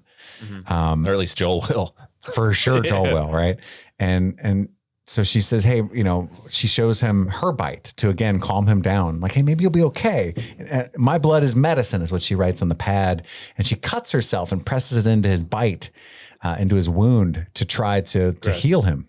Not a good thing to do, but it's gross. At this point, what do you got to lose? But in this world, what do you got to lose? It totally makes sense for the people in this world. It's just as someone who lives in a world that isn't the apocalypse, it's like, ew, gross. We live post-COVID. You're not even supposed to share drinks. I know. But Sam does have a really heartbreaking thing. Like the first thing he asks her is like, if you turn into a monster, are you still inside? Is it still you inside there? Yeah. It's so sad. He's just sitting there trying to. So just to get too personal. This fucked me up because, reading online, Jimmy was saying, hey, I think people are saying they made him younger to make it more sad. I don't think they did, but I think it did that. Oh, yeah. Because, for me personally, especially because my son is 9. It's almost exactly the age of Sam. And so what I was able to do, unfortunately, is this entire episode, picture me running throughout the apocalypse with my son. And how hard that would be, knowing, first off, my capabilities of surviving in this environment, coupled with my responsibility of protecting him. Yeah, how you're not crazy you're that not a would Tony be. on the sniper rifle. Not at all. I'm not even a Joel. And it was horrifying, and to imagine him turning into a little monster thing and hurting somebody else, and me having to make that decision, incomprehensible, right? Fuck. So. He says, stay awake with me. That's what he begs her on his little writing pad. Yeah. Terrifyingly heartbreaking thing to ask. She falls asleep maybe for an hour, maybe for a couple minutes. And when she wakes up, Sam is sitting there facing the window. She goes to him. He pounces on her and falls into the other room and wakes up Henry and Joel. Henry immediately sees halfway takes in what's going on and grabs Joel's gun that's on the ground for some reason. I guess he can't sleep with it in the holster. That makes sense. And then he fires a shot to keep Joel back. And then looks over at Ellie, who's about to be, mauled by Sam, and shoots Sam in the head. And they're all stunned. Henry's in shock. What did I do? What did I do? Mm-hmm. And then Henry shoots himself. And right as he shoots himself, it cuts to Ellie, and she gives this it's fucking heart-wrenching. And then they dig graves for Henry and Sam. Ellie puts the writing pad on Sam's grave. It just says, I'm sorry. And then Joel is kind of stupefied looking at the graves while Ellie walks on, because she said, what direction is Wyoming, or where's west? Mm-hmm. And he says, that way. And so she starts walking and then says, you coming? And then Fuel to the Fire is a song that plays, with the lyrics of which say, do you want me on your mind, or do you need to go on? Which I think is very important, especially for themes for later. And that's the end of the episode, guys. Yeah, this whole scene is just heartbreaking. Just from the moment where, as someone who's played the game, it's coming. Right. It happens in a very similar way. But just the way you just want to hug that little boy, Sam, so much. Yeah. Because he's so cute. And then the moment where he's he's turned and he's attacking Ellie, Henry does this incredible thing where, he grabs his gun, he tells Joel not to move, and then very quickly, just immediately, without even thinking, shoots Sam to protect Ellie. Yeah. He's still protecting her, and then it hits him of that was my brother. His mind catches up and he's like, Sam? Yeah. And Joel the whole time is trying to get the gun from him, and it's seriously so heartbreaking. And Ellie, and this kind of goes back to what Joel was talking to Henry about, is it's easier when you're younger because you have no one to rely on. You're just trying to survive, like you said. Yeah. But Ellie feels a little, now that she spent time with Sam, she has started to feel like he relies on her a little bit. That's why she apologizes to him. And it kind of goes back to she's special for some reason. She does not get infected. She's immune. She had this fool's hope that maybe her blood could somehow cure Sam. Yeah, this is my moment. This is what everybody's open arms over my existence for. Yeah, this is my purpose. This is what I'm supposed to be doing. And it fails. And you can see that completely destroys her. And Joel is also feeling that. And it's such a sad moment. Yeah, there's not a major change. That whole scene is almost, frame for frame from the game, but a little bit of dialogue has changed. There's a point in the game when Henry points the gun at Joel, And he's like, it's your fault. It's your fault. And for a split second, you think he's going to shoot Joel. Obviously, he's not. He's the protagonist of the game. But Joel says don't in the game that it always gets me. Like he's about to die. It's the first time you see Joel like scared for his life. But then he turns and he shoots Sam. So I wish they would have put that in there because we haven't really seen that side of Pedro yet. But they still nailed it though, for sure. Yeah. And then we all wept for hours. Yeah, when we did the Discord hangout, like the first little bit of it, everyone was like, "What the hell? I'm so sad now." Yeah, even playing the game and knowing that it's coming does nothing to diminish the pain of that moment. But yeah, I'm pretty sure my mouth was just open the whole time. Well, I remember you saying it because we watched it together, and you were like, "What the fuck?" So. Time for our top 3 favorite Fireflies, our 3 favorite moments from the episode. We can try to do this somehow. Steve, what is your number 3 favorite moment? My number 3 favorite moment is it's the tunnels. I just really liked seeing. We'll talk about this in the bullets and pills section, but the tunnels is one of my favorite parts of the game. They don't really go into it that much here in this show, but the fact that he was even mentioned and they were in there and there's a little bit of that story still intact really made me excited and happy just to see that shown on screen. But also it was great because you get to see Ellie being a kid, Sam's being a kid. They're playing soccer. They're having a good time. And I just love Joel and Henry's talk to one another about like, hey man, I don't know your situation. You're doing something to protect your brother. I get it. I respect it. I would do the same for her. And Henry thinking he's a bad guy. And we get to hear, exactly why he's the most wanted man in Kansas City. It's a really well done scene. And I'm just happy they didn't completely plow through the tunnels storyline from the game. And they at least represented it a little bit. Absolutely. Jimmy, your number 3. Mine would be 3 would be the initial meeting between Sam and Henry and Joel and Ellie when he wakes him up. He's got the gun, that whole back and forth banter. Like, all right, I did the first part. I don't know what I'm supposed to do next. And the fact that this, I didn't notice until the second time about how I could see there were no bullets in that gun. I was like, oh, he could have just murdered him right then and there. But he, I guess, is trying to change a little bit and saw some light in these guys. And I just really liked that first interaction between both character.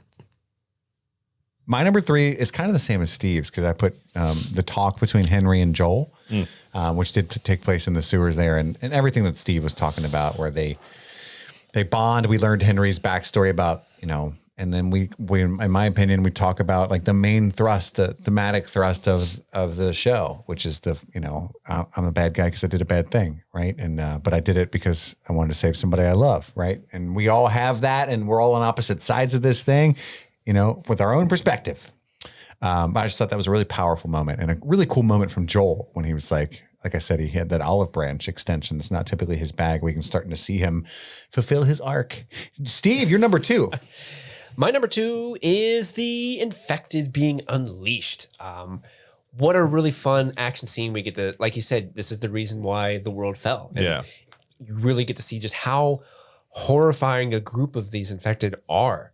Because so far we've only gotten a couple here or there. Right. But like all that many rushing at you, and then one of them's a 6'1" bodybuilder in an $800,000 suit or whatever it was. Right. Like that's goddamn terrifying. And they handled it so well. And I love the way, Ellie's kind of maneuvering her way through the horde and Joel's protecting her. Like, cause they were able to kind of marry all of these different storylines to come together at a very crucial point. And when it exploded, it felt like a really great release of storytelling with some cool visuals. So, yeah.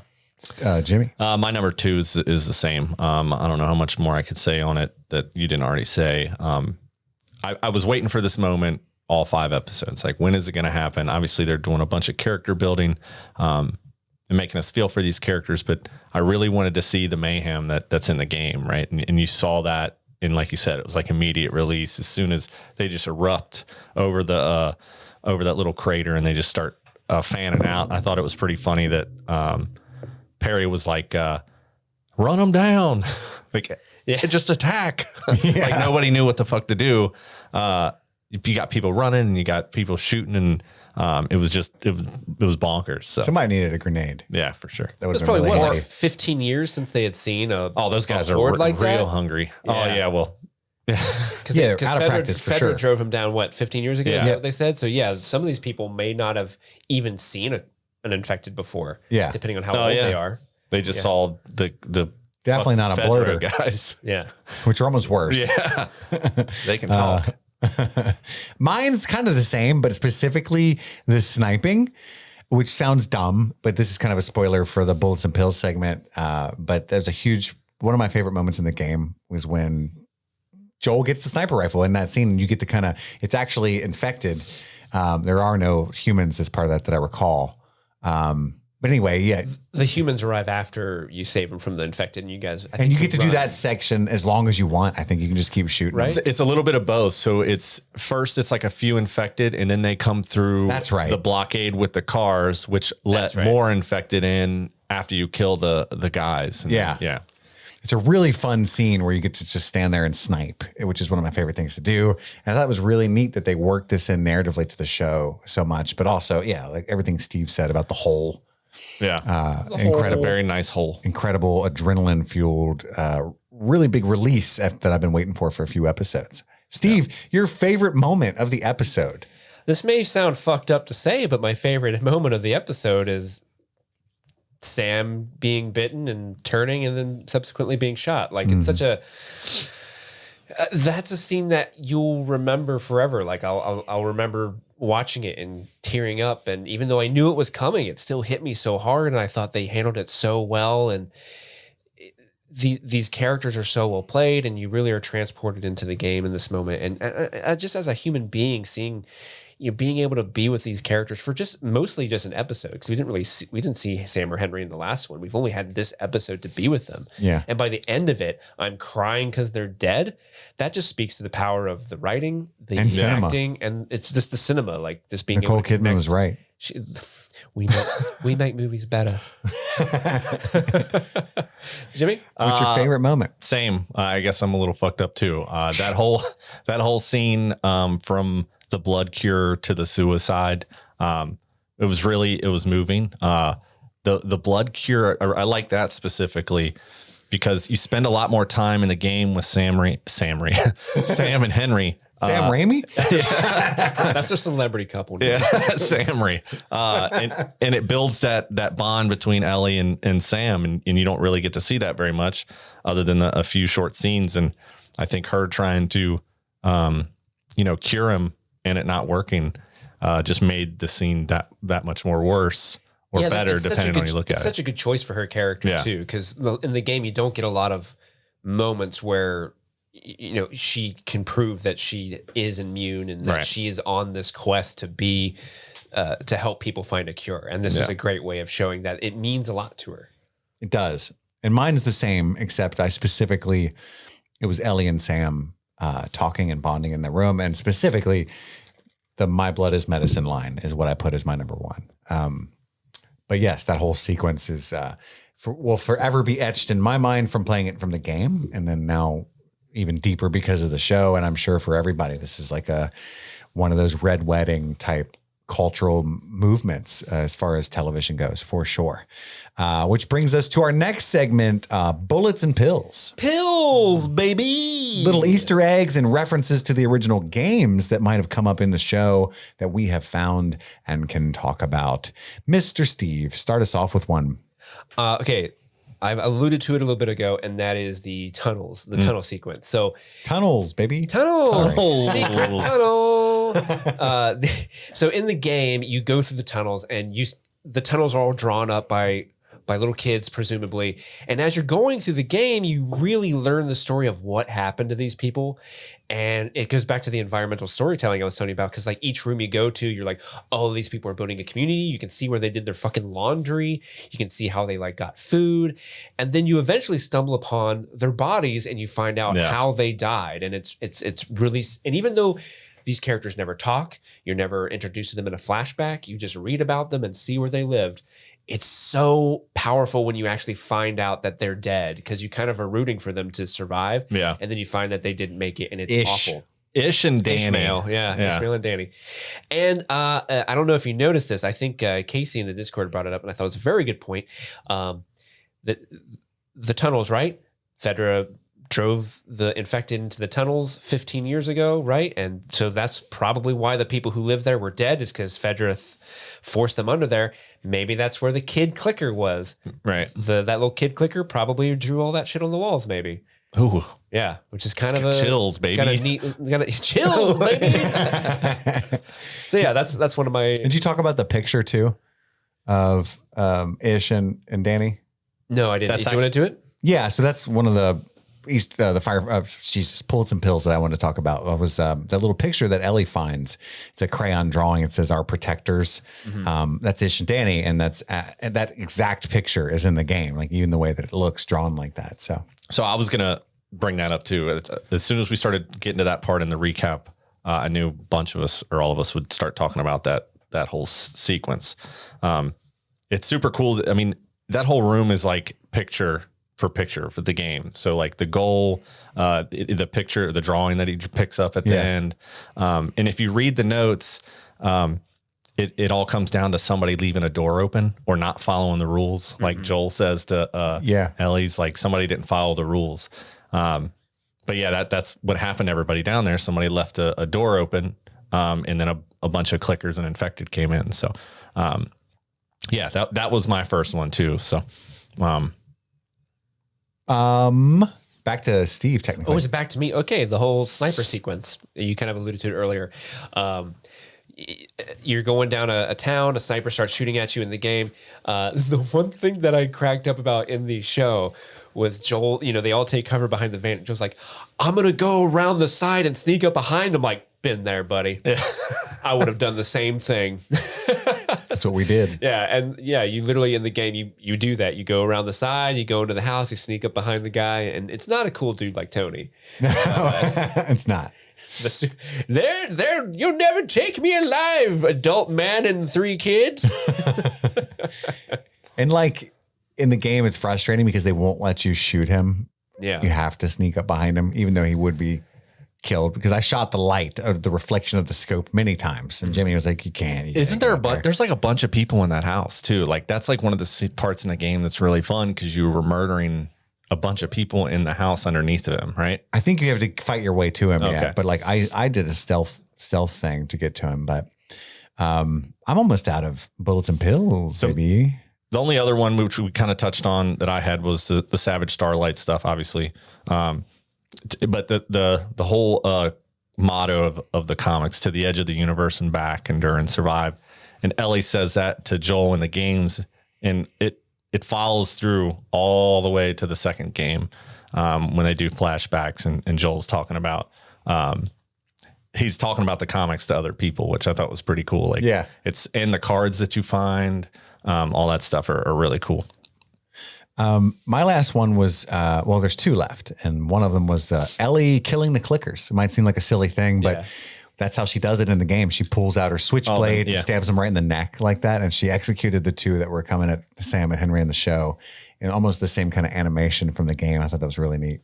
Well, to add on that, the way that Perry dies, where the bloater grabs Perry by the mouth and rips him open, that's exactly how. Is that what he kills. did? I thought he pulled the head off. Now that's even worse. It's the same way that he does in the game. Yeah. Like when Joel gets caught. He sticks his hands in your mouth and then opens your mouth that's really large. So the top of your head rips off, but from the point of your mouth. Pop goes the weasel. Pop goes the weasel. That's what we called it as a kid. So the only other one I had is not really it's more of a like foreshadowing earlier in the show. Is Edelstein the doctor that talking to Henry? He says tunnels. Why go through there? Just kill yourself, right? Why go through the troubles of going Tubbles. Why go through the tunnels? Tunnel trouble. Yeah, and just kill yourself, which I thought was a neat way to I didn't even think about that. Set up what was going to happen. So, wow. And I don't know if this is a direct correlation, but in the game, when you're going through what is Pittsburgh in the game, but effectively Kansas City, a big part of that level is you're always trying to hide around and sneak away from a Humvee with a big machine gun on it. Does it say run on the front? I don't remember. I can't remember if it says run on the front or not, but the fact that you're running from a Humvee reminded me of when they are running from the Humvee with That's run fair. on Yeah. the front. Ellie and Sam and Henry specifically. That's what it reminded I me. think it's got like a big 50 cal on it too in the game because I was. Well, we talked about it, Yeah. and we were like, they're definitely not going to do the Gatling gun. Yeah, the people in the game, they're not like these downtrodden freedom fighters that overthrew a fascist No. government. They are just people Cannibals and shit. who murder people in the street to steal their shoes. Yeah. Yeah, like literally, like the worn shoes, not worth it. And then they leave their bodies where they shot them. They're like really fucked up people. But yeah, that's the last of my bullets and poo. That's the last of us, baby. Last of Us. Our last segment's called Outbreak Performance. Why, Steve? Because like a breakout performance from Outbreak is like pandemic based, sort Nice. of like Clever. an apocalyptic fungi. Entendre. Yeah. So who is your favorite performance of the episode? How are we pronouncing his name? Is it Kevon? Is it Kevin Woodard? I think it's Kevon Woodard, the kid. The boy who plays Sam? Yes. Yeah, That's what I'm going giving with. it to him because it's very hard, but it seems like kids are getting better and better every year. But it's very hard to have a kid in a show and you don't feel like the kid's acting. Like Right. a lot of times you're like, oh, He was phenomenal. like I never thought this was a child that was putting on a face and like, oh, I'm playing a character. Like that was a living, breathing embodiment of Sam, the character who was a child, not being portrayed by anybody else. This is a documentary as far as I'm concerned. This actually happened because that's how real this kid played. Sad. Yeah. And because he was so convincing, what happens at the end really, really, really sucks and it hurts. And I think that's a testament to the talent that this young boy has. I 100% agree. Jimmy. Kevon, right? Kevon, That's what is we're that going saying? with. Yeah. That was mine too. I think he, for just being able to show like real motion and making me, attached to the character in just such a short while is really why I liked him. But I'm going to I'll give it to him, but I'm also going to give it to the little contortionist can't do girl. Well, I'm saying She was awesome. yeah, Sky Calton. So Calton. I was watching that, like I said, I never do because I don't have time before we record right after the episode ends. And what are But fresh takes? I got to, and it's part of our shtick is our fresh takes. But it was neat to learn that they got, I think his name was Terry. It's the movement coach from the Planet of the Apes movies to like help the horde cool. move like a horde, which is obviously a very accomplished film for that type of thing. So, but yeah, that they even gave props to that little girl. Like she's incredible. So definitely. So that's your Outbreak performance? No, my Outbreak performance is Lamar Johnson. Oh, Who okay. played Henry. I think you guys were correct in giving it to Sam, but I really think that Lamar deserves, maybe it's good to give him some props as well. I mean, Absolutely. I have never, There is no Sam without Henry. he's been in some really big stuff that I haven't watched. I looked at his IMDb earlier. He's in a show called Your Honor or For Honor. Your Honor. For Honor is the game. Your Honor. It's also on Showtime. I have not watched So yet. Bryan Cranston's in it. Is Yeah. it Yeah. Bryan Cranston? I think Yeah, it's so. Bryan Cranston. Yeah, I've heard good things about the show Yeah. for the most part, but I haven't checked it out yet. But he's got a recurring role in that. And but anyway, I just thought so. I'd never had an experience with him. I thought he was fucking incredible, especially in that final scene. What did I do? Like Oh, yeah. he had the necessary charisma to get you to love Henry and therefore Sam almost immediately. And you could understand where he was coming from, and which was very important. He kind of became like this episode's protagonist in a way because it starts off through their POV. And the second time through, I was like, I just got to give it to Lamar. Props to Lamar. So that's all the time we have for right now. That wraps up our coverage of The Last of Us Episode 5. Be sure to tune in Wednesday for our coverage with Madison of Yellow Jackets Season 1, Episode 2. And then Friday, our The Last of Us mailbag will be dropping. Thank you all Mailbag. so much for your constant support. Thank you, sir. You know who you are for buying us all that damn Arby's. I can feel it. We have the meat. And if you like pills, baby, you can get our to rehab. exclusive. I see what you did there. But if you want a T-shirt of our little bit, you can get that while the getting's good on our new merch store. Links in the show notes. I just if you got want one. to get one of those. Jimmy, did you just get one? I did buy Merch, baby. one. Merch, baby. Hell yeah. That's all the time we have for right now. My name is Chris, I'm Jimmy. And I'm Steve. and this is Streaming Things. Endure and survive.